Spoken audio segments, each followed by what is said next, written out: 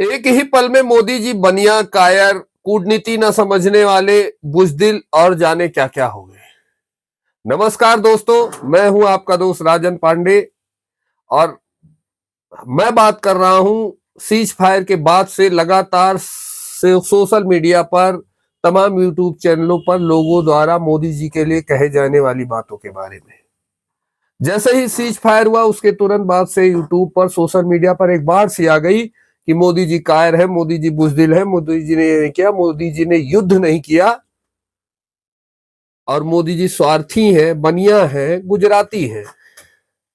दोस्तों, हमारे देश में एक बहुत बड़ा तबका ऐसा रहता है जो हर हाल में कुछ ना कुछ कहेंगे। आप कुछ भी कर लेंगे, वो कहने से बाज नहीं आएंगे। इनकी फेहरिस्त बहुत लंबी है, मैं नाम कहां तक गिनाऊं, लेकिन बहुत लंबी इनकी फेहरिस्त है जो नेहा सिंह राठौर, रवीश कुमार, पुण्य प्रसून वाजपेयी से स्टार्ट होकर और जाने कितने लोग इसमें ऐसे हैं। इनको सिर्फ मौका चाहिए होता है कुछ कहने का। लेकिन आज जरूरत है हमें उन सभी तथ्यों को जानने की, पहचानने की कि आखिर मोदी जी सही कर रहे हैं या गलत। तमाम लोगों ने सोशल मीडिया पर लिखा कि हमको इंदिरा गांधी याद आने लगी, उन्होंने तो युद्ध करके पाकिस्तान को बांग्लादेश से अलग कर दिया और एक नया राष्ट्र बना दिया बांग्लादेश। लेकिन एक सत्य को आपको और हमको जानना होगा कि आखिर 1971 के युद्ध से हमने हासिल क्या किया था। अगर मैं अपने दृष्टिकोण से देखूं तो शायद कुछ भी नहीं, सिर्फ एक विजय के सिवा, एक विजय के तमगे के सिवा 1971 के युद्ध से हमें कुछ भी हासिल नहीं हुआ, सिर्फ और सिर्फ नुकसान के।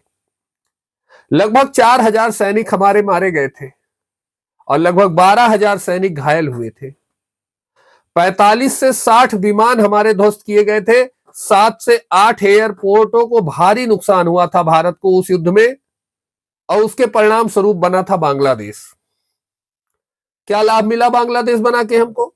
हमने एक और राष्ट्र पड़ोस में तैयार कर दिया जो घुसपैठ करता है, जहां के घुसपैठिए भारत में आकर बिना आईडी के रहते हैं, वोटर लिस्ट में और हमारी जमीनों पर, हमारे क्षेत्रों में काबिज हो रहे हैं।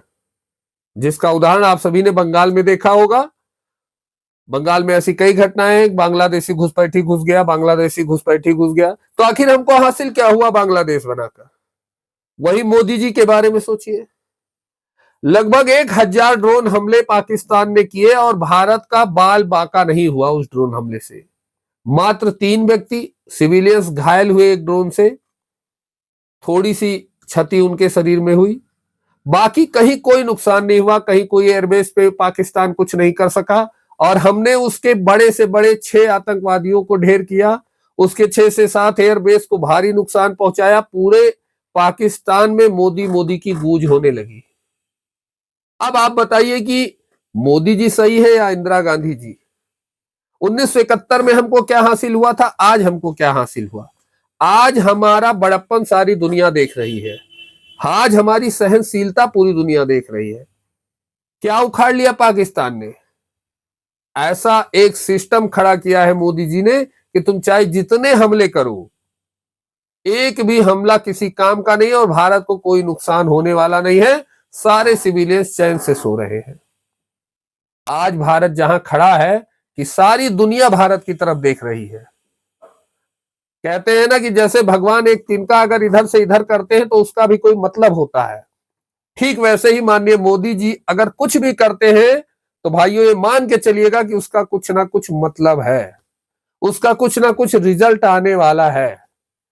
7 मई को हमले से पहले यही लोग सोशल मीडिया पर मोदी जी को तमाम बातें सुना रहे थे कि मोदी जी पाकिस्तान को और आतंकवादियों को मारना छोड़कर यहाँ जातीय जनगणना में लगे हुए हैं, इसमें लगे हुए हैं, वो ऐसा कर रहे हैं, वो ऐसा कर रहे हैं। पर 7 मई को जब घुसकर भारतीय सेना ने मोदी जी के नेतृत्व में आतंकवादियों की रिलाई की तो इनके मुंह बंद हो गए।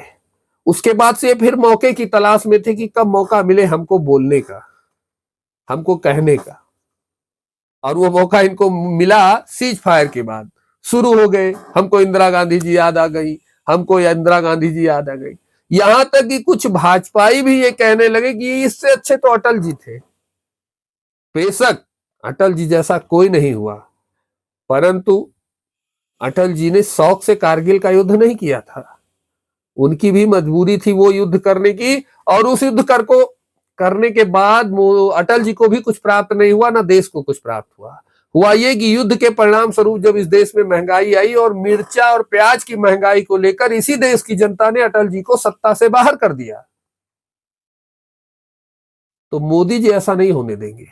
आज सारी दुनिया की जीडीपी ग्रोथ रेट उठाकर देख लीजिए, सबसे तेज ग्रोथ करने वाला अगर कोई राष्ट्र है जिसकी अर्थव्यवस्था सबसे तेज ग्रोथ कर रही है तो वो भारत है।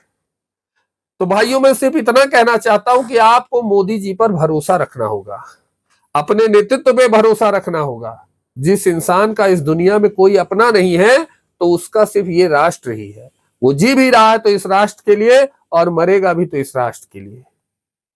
इन भारत में रहने वाली इस लंबी फहरिस्त को जो हर हाल में मोदी को बदनाम करना चाहते हैं और विपक्षियों को जो हर हाल में किसी भी तरह से मोदी जी को इस भारत की गद्दी से हटाना चाहते हैं, उनके बहकावे में नहीं आना है।